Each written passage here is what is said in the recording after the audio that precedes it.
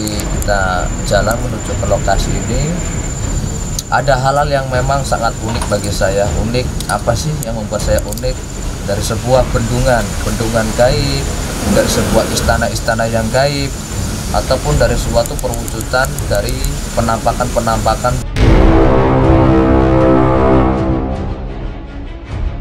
bagi saya yang melihat, kalau sudah dikatakan lembab terus banyak air yang mengalir, ini tidak jauh pasti ada siluman ularnya.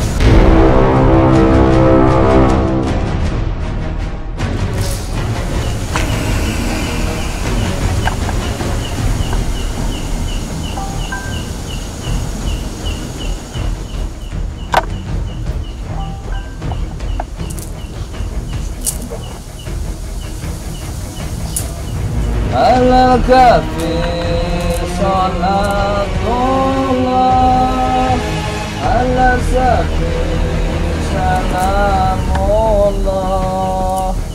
bimuhyiddin al-islam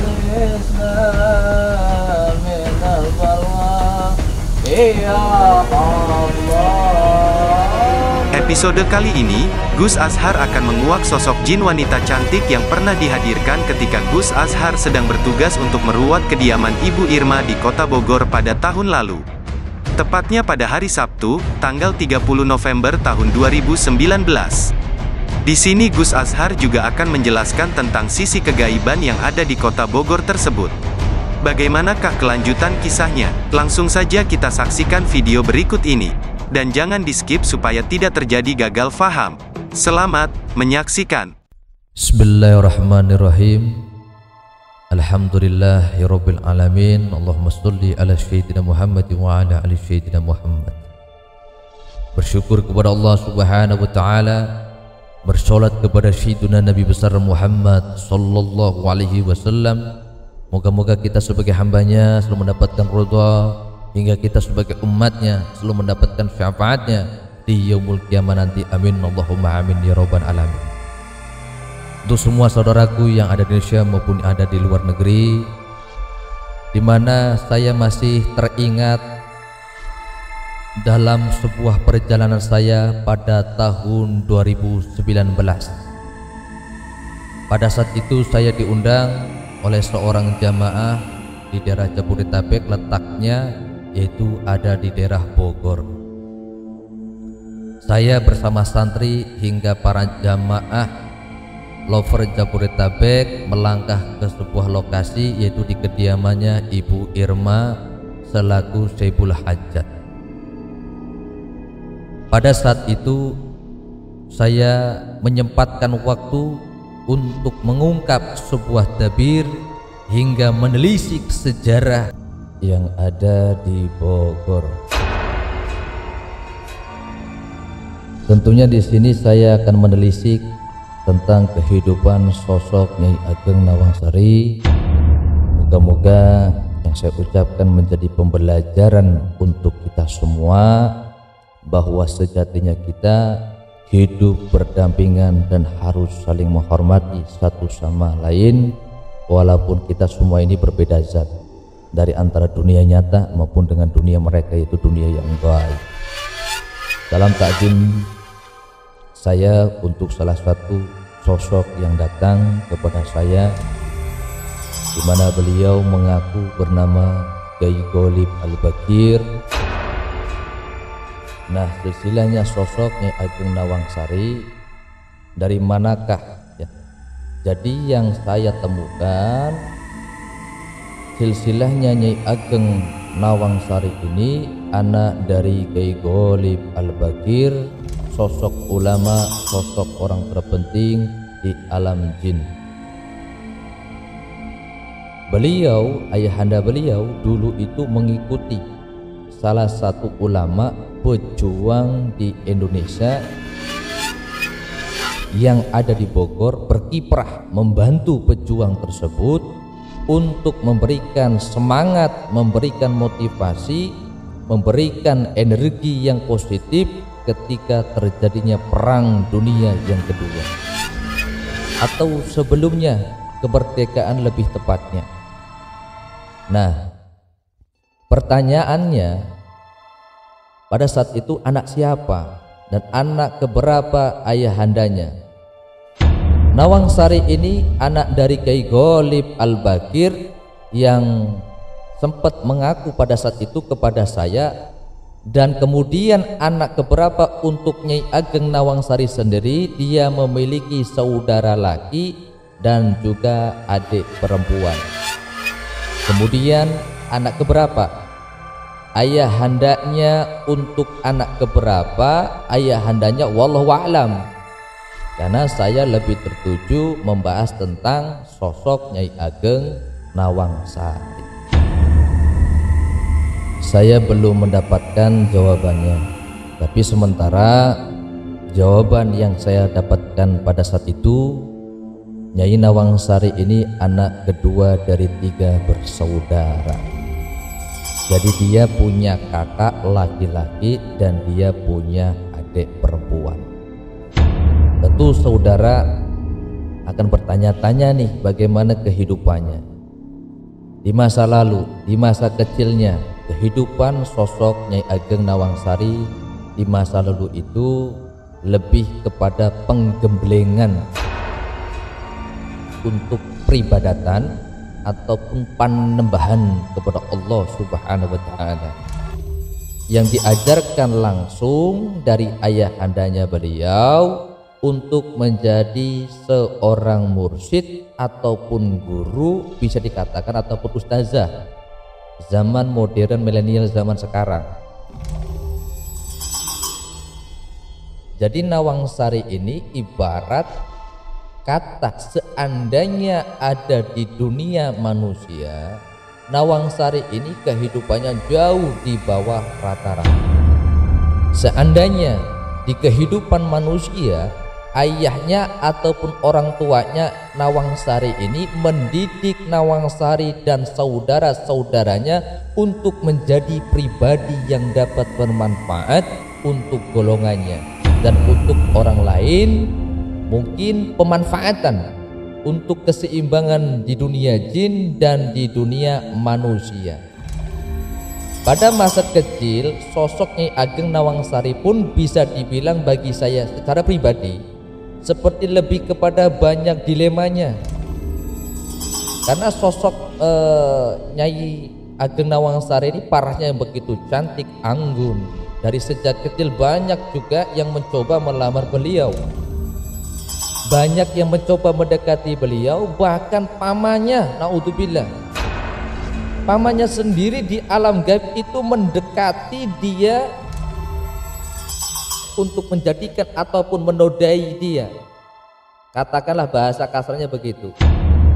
Akhirnya si ayahandanya si Nawangsari ini mengkarantinakan ataupun memisahkan sosoknya Ageng Nawangsari ke tempat lain agar beliau aman dibimbing.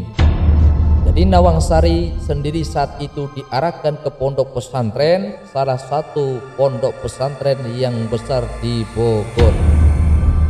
Yang pertama untuk menimba ilmu, kedua untuk mengasingkan diri agar tidak ada gangguan-gangguan seperti sebelum-sebelumnya. Terus tugasnya di alam gaib ataupun perannya Nawangsari di alam gaib, tugasnya beliau yang paling pertama kalau di alam gaib bisa jadi mursyid ataupun guru ngaji para kaum jin muslim.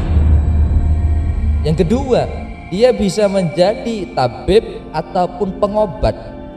Ketiga, beliau dia menjadikan keseimbangan antara dunia gaib dan dunia nyata, tapi bagian untuk misalnya untuk binatang-binatangnya ataupun tanam-tanamannya seperti itu.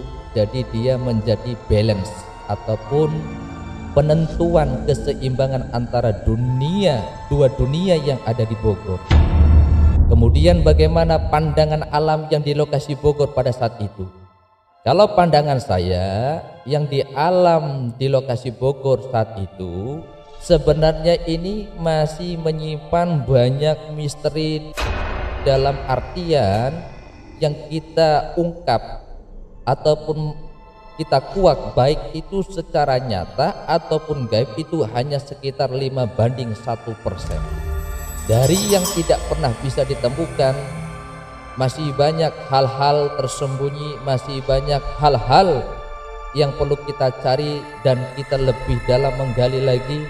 Tapi kalau dari mata batin maupun zahir pribadi, melihat Bogor sendiri ini adalah wilayah yang begitu luar biasa.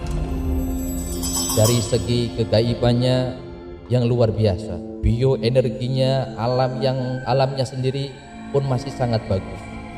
Dan ketika berkontemplasi ke sana pada saat itu, betul-betul seperti banyak akan daya tarik ataupun tarikan itu. Saya diajak seperti seolah-olah kamu harus ke sana untuk silaturahim, untuk menelisik beberapa sejarah di sana, ataupun sekedar recovery energi dengan bio alam yang ada di sana.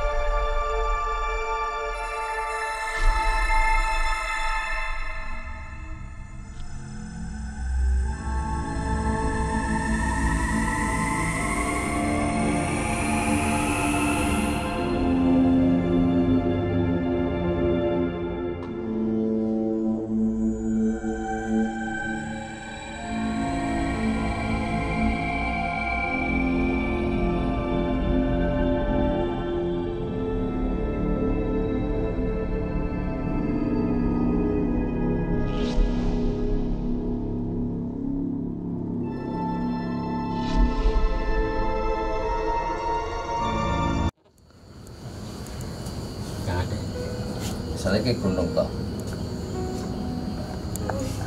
terus di sini tadi membahas perairan. Kalau lihat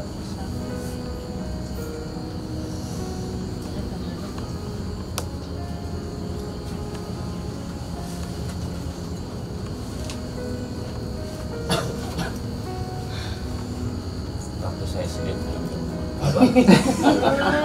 ya, ini membahas masalah alamnya juga dulu. Ini gunung toh, pulang kampung kan? Ini sebuah hutan. Ini ada rumah tapi langka. Ya enggak, area belakang ini tadi ada rumah kan, tapi agak jauh kan? Iya, Iya toh. Sungai ini sana ada rumah. Iya, ada rumah. Maksudnya ini ada jalan sepetak ini, jalan termasuk jalan tikus lah. Iya, ada di sana. Iya kan? Nah iya, aku bahas masalah air yang ngalir di sini. Ini kalau digambar semua ke sana ya luas kan. Nah ini air ngalir yang tadi dikatakan rawa.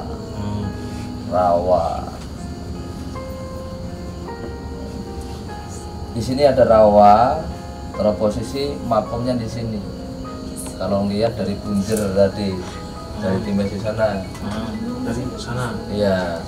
Jadi di sini ada cungkup. Dia tidak di atas gunung, tapi di tengah-tengah pergunungan. Nah, di tengah pergunungan ini ada sebuah makom yang memang bahasanya disembunyikan oleh seseorang.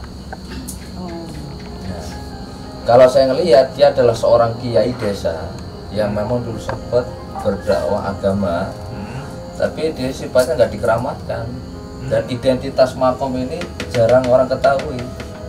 Siapakah yang punya makom ini ataupun siapakah yang di dalam makom ini kan belum tahu masyarakat. Ini masih isu bagi saya yang masih melihat. Nah, kalau posisi kita menguak dimensi gaib dengan adanya mediator, itu tidak akan pernah bisa memecahkan masalah. Jadi kita nggak boleh bersandar dengan adanya jin, langsung kita bersandar kepada Allah, minta petunjuk kepada Allah. Makom siapakah yang di sini? Itu. Jadi kita harus mahabbah langsung kepada Gusti Allah. Mubala lah ya kan, dan sebagainya. Mubala itu ojo sampai kita melakukan sesuatu nanti takutnya menceng sebuah cerita alurnya nggak nyambung gitu, timbullah fitnah gitu kan. Nah kalau saya melihat dalam pandangan dohir saya ataupun dalam spiritual saya, ini adalah sebuah makom. Nah di sini makom ini nggak ada pundungan bahasa saya, rata makomnya, bebatuan. Nah kalau dilihat ini masih kalau dari simbol hingga kecahayaan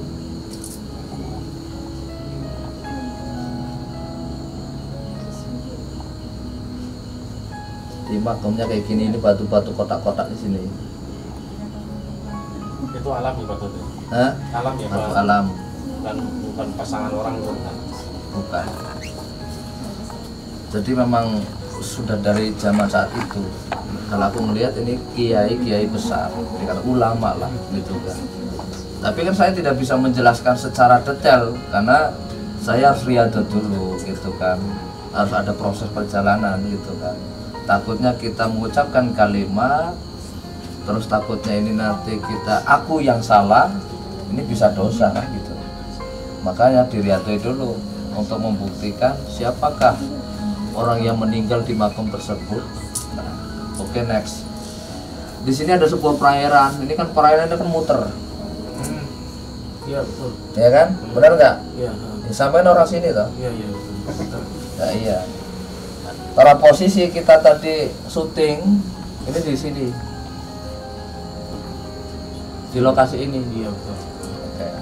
Kita lokasi di sini. Ini kan masih panjang ini. Iya betul. Nah kalau ngeliat nah itu ada gerojokan kayak air pancur gerojokan apa ya? Air terjun. Tapi itu sifatnya dari mata air, dari alam. Dari alam, dari air alam. buangan gitu bukan? Bukan air buangan dari bukan itu, mata air. dari alam. Mata air ya? Dari alam. Itu memang ada mata air. Ada mata air. Di sini komunitas dunia gaibnya. Ini saya mau bahas gaibnya loh. Tadi kan sedikitnya sudah saya ceritakan masalah punjer dan segala punjer. Air terjun yang memang tercipta dari alam, ya kan, bukan buatan manusia, ya kan. Terus posisinya lokasi syuting di sini, terus tadi terjadinya sebuah hal di sini, eksistensi yang namanya kekuatan gaib yang sempat dia membuktikan eksistensinya, keberadaan dia, dunia dia, bahwasanya aku punya rumah di sini. Maka dengan adanya di saat mediumisasi terjadi, dihadirkanlah sosok jin ke si mediator, ada sebuah praktek tak kayak seperti terang benderang. Nah, karena saya tidak fokus kepada apa yang hadir di depan tadi, saya fokus kepada si mediator, gitu kan. Nggak tahu ngasep semakin dibiarkan api mau besar, gitu kan. Kalau dipikir secara logis, tadi sampai sempat agak bahasa menghalang bahasa saya. Itu tadi ada yang bakar gitu kan, bagi sampai kan orang lain. Kalau dipikir secara kemanusiaan, ini bisa menghancurkan, bisa membakar semuanya. Itu kan posisi ini musim kemarau. Dan situ saya ngelihat juga posisi sampah kering semuanya. Ini membahayakan kalau dibiarkan. Maka terus tadi punya inovasi ataupun ada gambaran, udah mas disiram aja dengan air gitu kan. Nah, next time. Terus di sini komunitas gaib. Di sini ada namanya induk. Nah, induk ini ada namanya kepunden. Dimensi ini udah lama sebelum manusia ada dilahirkan. Di sini ada komunitas yang namanya perkumpulan. Nah, apakah rumah ini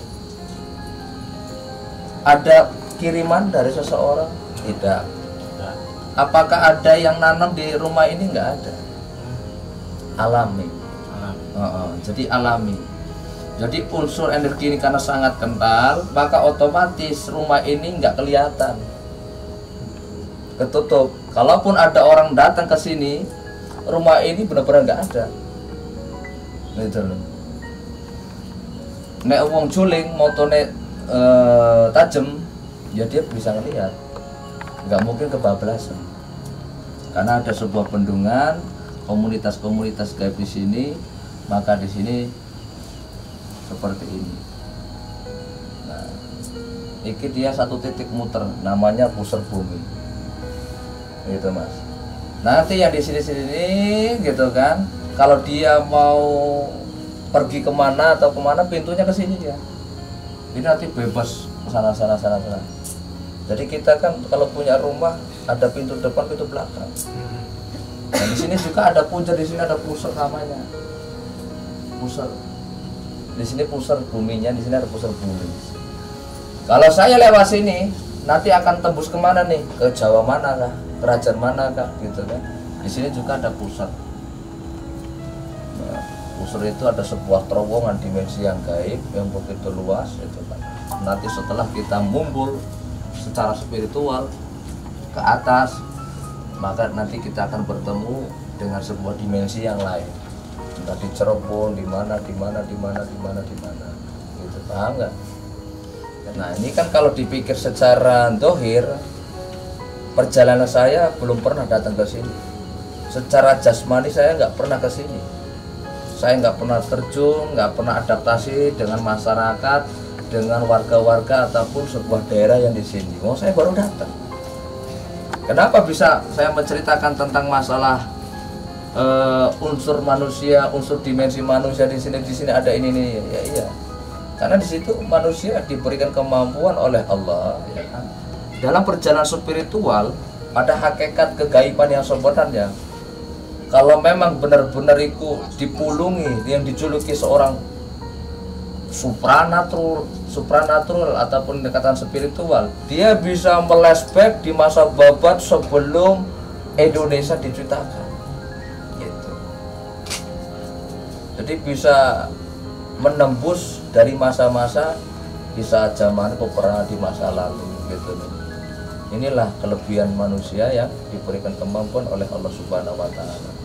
Tapi di setiap kemampuan seseorang berbeda-beda.